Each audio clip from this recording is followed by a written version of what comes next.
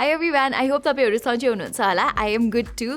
So आजको यस भिडियोमा चाहिँ म OnePlus 10T को बारेमा कुरा गर्ने छु. यदि तपाईहरु चाहिँ 1 लाख मुनिको प्राइस रेन्जको फोन किन्न खोज्दै हुनुहुन्छ भने नेपालमा चाहिँ तपाईहरुले धेरै अप्सन्सहरु पाउनु हुँदैन. Xiaomi को 12 सिरिजको फोनहरु लन्च त भएको थियो, तर अहिले मार्केटमा खासै अवेलेबल चाहिँ छैन. त्यो बाहेक सेमी फ्ल्यागशिप फोन्सहरु चाहिँ छ, जस्तै Realme को GT Neo 3, Xiaomi 12X र Samsung को Galaxy A73 हरु त्यो चाहिँ अवेलेबल छन्. अनि देयर इज द आइफोन 11 जुन चाहिँ 1 लाख मुनिको बेस्ट सेलिङ फोनै हो. 90,000 जतिमा अवेलेबल छ, 128 GB को मोडल. तर त्यो फेरि निकै पुरानो फोन हो. अहिले अब आइफोन 14 सिरिज आइसक्यो. सो एज आई सेड धेरै अप्सन्सहरु चाहिँ अहिले नेपालमा करेन्टली छैन यो प्राइस रेन्जमा.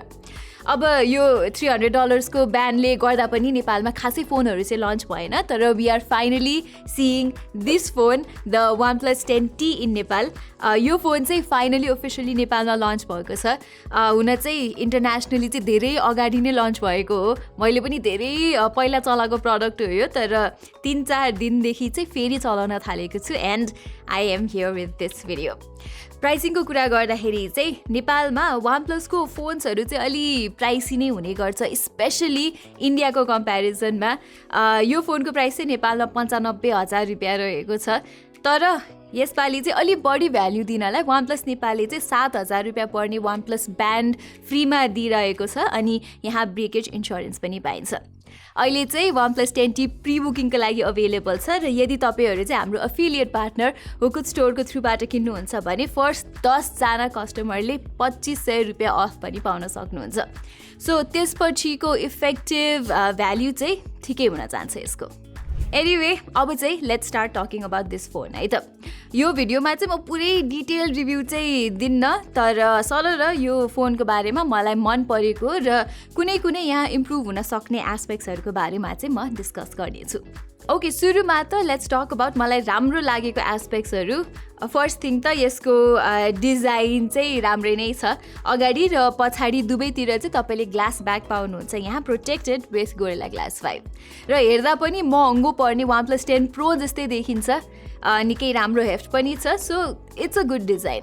एउटा मात्र चित्त नबुझेको कुरा चाहिँ OnePlusले यहाँ अलर्ट स्लाइडर चाहिँ दिएको छैन. सो त्यो कुरा चाहिँ जियो स्याड नै लागेको छ मलाई चाहिँ. अर्को राम्रो कुरा भनेको चाहिँ डिस्प्ले पनि यहाँ अलमोस्ट फ्ल्यागशिप लेभलको छ.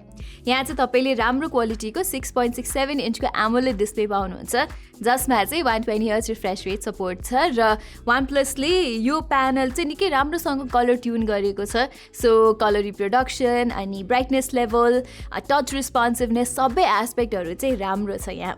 अनि त्यसको साथसाथै कन्ट्रास्ट पनि मजाको नै लाग्यो मलाई.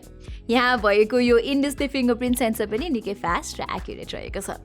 साथै OnePlus 10T को अर्को सराहनीय कुरा भनेको चाहिँ यसको पर्फर्मेन्स हो. यहाँ चाहिँ तपाईले स्न्यापड्रागन 8 प्लस जेन 1 चिपसेट पाउनुहुन्छ, जुन चाहिँ एकदमै पावरफुल हुनुको साथसाथै यसको थर्मल क्यापेसिटी पनि निकै राम्रो छ. हुन त स्न्यापड्रागन 8 प्लस जेन 1 अहिले मार्केटमा पाइने सबैभन्दा लेटेस्ट फ्ल्यागशिप स्न्यापड्रागन चिपसेट चाहिँ होइन, तर इट्स प्लेन्टी पावरफुल. यदि तपाईलाई थाहा छैन भने स्न्यापड्रागन 8 जेन 1 पछि आएको चिपसेट हो यो. स्न्यापड्रागन 8 जेन 1 चाहिँ स्यामसङले बनाएको चिपसेट हो, जसमा चाहिँ इन्सेन हिटिङ इस्युज थियो. सो स्न्यापड्रागन 8 प्लस जेन 1 चाहिँ TSMCले बनाएको भएर पर्फर्मेन्स सँगसँगै थर्मल पर्फर्मेन्स पनि यहाँ निकै बेटर छ. गेन्सन इम्प्याक्ट जस्तो हाई एन्ड गेम यो फोनले चाहिँ हायर सेटिङमा पनि राम्रोसँग धान्न सक्छ विथ भेरी फ्यु हिटिङ ओर स्टटर्स. र अरू गेमहरु पनि यहाँ राम्रोसँग चल्छ 60 FPS जतिमा. सो पर्फर्मेन्सको कुरामा चाहिँ अव्वल नै छ OnePlus 10T. यो फोनको अर्को 16,256 GB भेरिएन्ट पनि छ है बाइ द वे, जसलाई चाहिँ 1,15,000 रुपैयाँ पर्छ. तर मलाई चाहिँ त्यो भेरिएन्ट अलिकति ओभरकिल नै हो जस्तो लाग्छ. OnePlus 10T मा भएको Oxygen OS 12 चाहिँ निकै अप्टिमाइज छ. सो 8 GB ऱ्यामले पनि मजाले धान्छ पर्फर्मेन्सलाई. अब 128 GB कतिजनालाई चाहिँ कम हुन सक्छ. So in that case you might have to go with 256 GB. मेरो लागि चाहिँ 8128 GB भेरिएन्ट इनफ नै हुन्छ.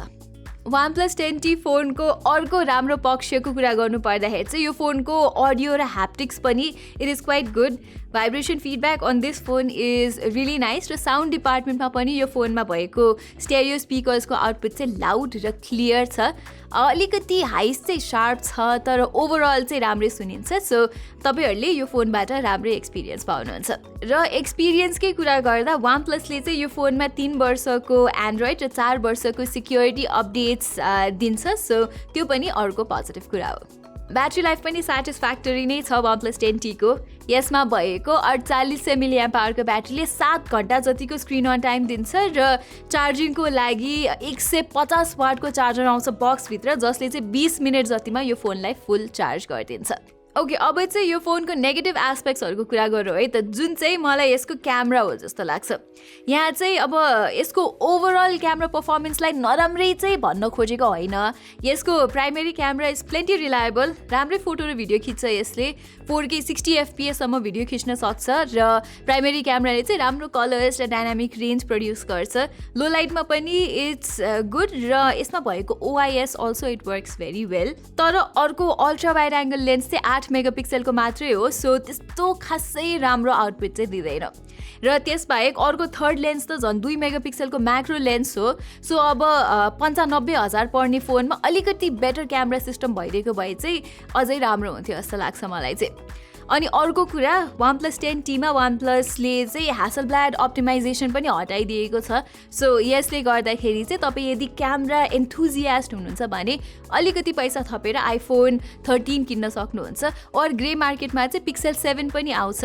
अब फेरि मैले ग्रे मार्केट रेकमेन्ड गर्न चाहिँ खोजेको होइन, तर पिक्सेल 7 जस्तो खतरा क्यामेरा फोन अभाइलेबल चाहिँ छ भनेको हो। सो त्यो चाहिँ क्यामेरा वाइज बेटर अप्सन हुन जान्छ। ओके, ओभरअलमा चाहिँ given all the offers that OnePlus Nepal is giving, यो चाहिँ सबै कुरालाई कन्सिडर गर्ने हो भने त्यस्तो नराम्रो भ्याल्यु चाहिँ होइन। पर्फर्मेन्स, डिजाइन, डिस्प्ले, ब्याट्री सबै राम्रो छ। क्यामेरा एस्पेक्टमा चाहिँ मैले अघि नै भने जस्तै फ्ल्यागसिप एक्सपिरियन्स चाहिँ तपाईँहरूले पाउनु हुँदैन, तर अरू कुरा चाहिँ यो फोनमा राम्रै छ। एनिवे, म पर्टिकुलरली इन्ट्रेस्टेड भनेको चाहिँ अब आउन लागेको OnePlus 11 मा छु। ग्लोबली नै फेब्रुअरी 7 मा आउँदैछ र नेपालमा पनि त्यही टाइममा लन्च हुन्छ। योपालि चाहिँ प्रो भर्जन लन्च हुँदैन, OnePlus 11 मात्र आउँदैछ, which I am really excited for. त्यसमा चाहिँ तपाईँले 2K LTPO 3.0 डिस्प्ले पाउनुहुन्छ। अनि त्यसपछि स्न्यापड्रागन 8+ Gen 2 प्रोसेसर छ। अनि क्यामेरा एस्पेक्ट पनि राम्रो छ कि अल्ट्रा वाइड एङ्गल क्यामेरा राम्रो छ बडी रेजोल्युसनको। अनि टेलिफोटो जुम लेन्स पनि आउँछ।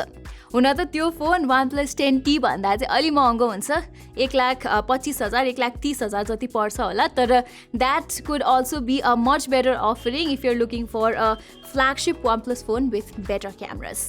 तर ओभरअल तपाईँसँग 1 लाख भन्दा मुनिकै बजेट छ, त्योभन्दा माथि जान नै मिल्दैन भने चाहिँ तपाईँले OnePlus 10T लाई अहिले राम्रै डिलमा पाइराख्नु भएको छ। सो द्याट मेक्स इट ठिकै device, not the most value for money, तर not a bad option too. So everyone, यही नै थियो हाम्रो OnePlus 10T को रिभ्यू। हामी चाहिँ यस्तै टेक रिलेटेड अरू भिडियोजहरू पनि लिएर आउने नै छौँ। So please consider subscribing to our channel and hitting that bell icon to. यति भन्दै म प्रतिमालाई बिदा दिनुहोस्। धन्यवाद।